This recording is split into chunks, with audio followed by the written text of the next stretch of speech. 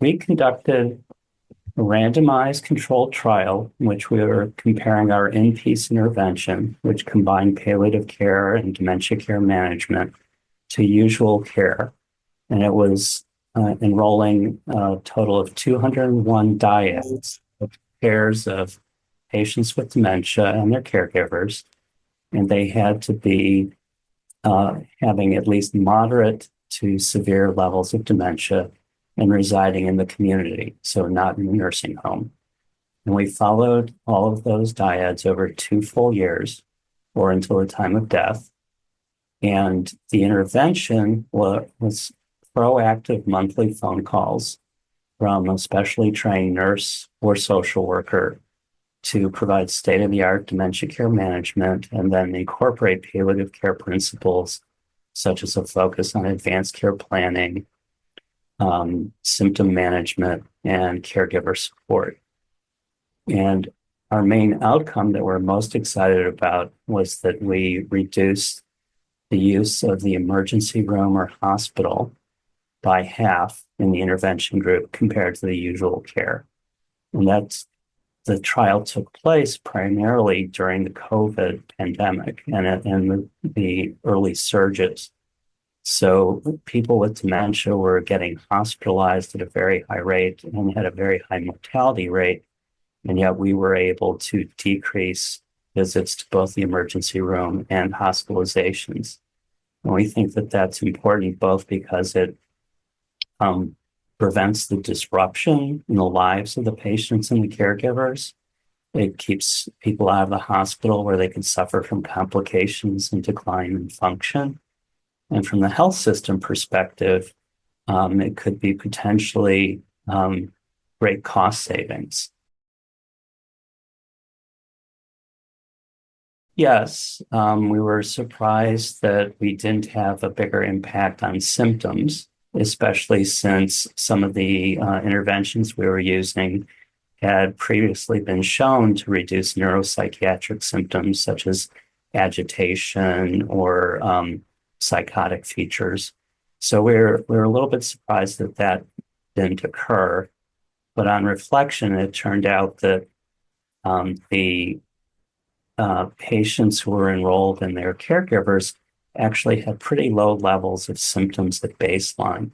And those stayed relatively low in both intervention and usual care groups. So we may have been attracting into our study people who were already doing relatively well with respect to some of the symptoms.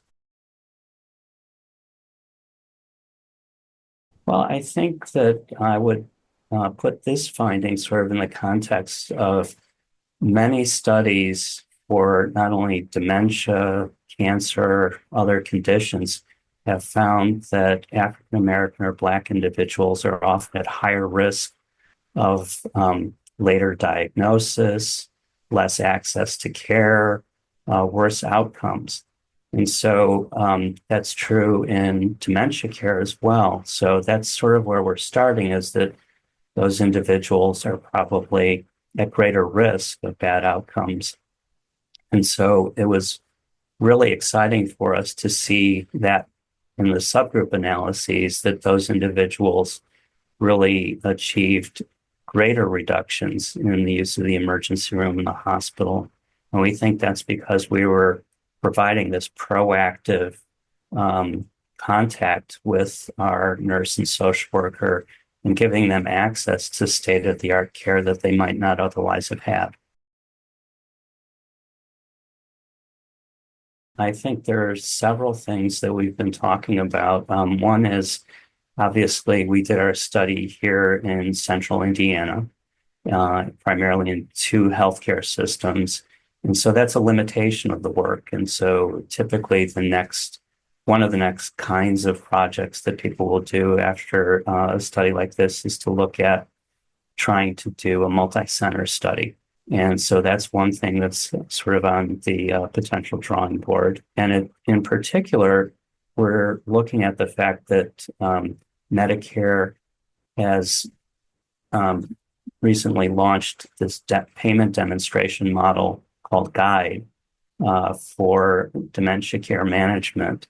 And so there are many health systems around the country that are actually starting to do more dementia care management with this new payment model. And we think that we're going to need to see if there are ways in which we can take advantage of that to incorporate our palliative care approach into things that people are already doing.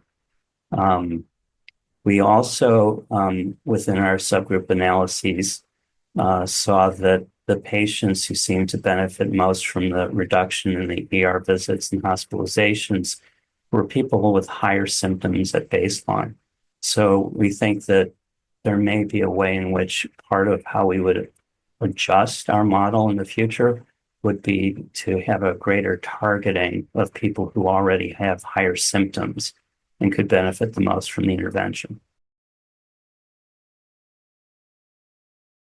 So I think that that it supports the notion that we should be trying to do palliative care upstream from hospice, rather than waiting until the last, weeks or months of life in hospice, which, by the way, is very difficult to prognosticate in patients with dementia. We're not very accurate at figuring out when somebody's sort of within that 6-month zone. So if we can have both palliative care specialists and primary care incorporating more of this approach into ongoing care over the last few years of life, we think that it could provide the greatest benefit to patients and families. I would want to make sure that people get as excited as we are about the impact on reducing the emergency room visits and the hospitalizations. It's not just because of potential cost savings, but hospitals and ERs are just not a good place for people with dementia to be unless it's absolutely needed. So the more that we're able to provide care in the home and bring services and support to the patient and caregiver, I think the better off everyone will be.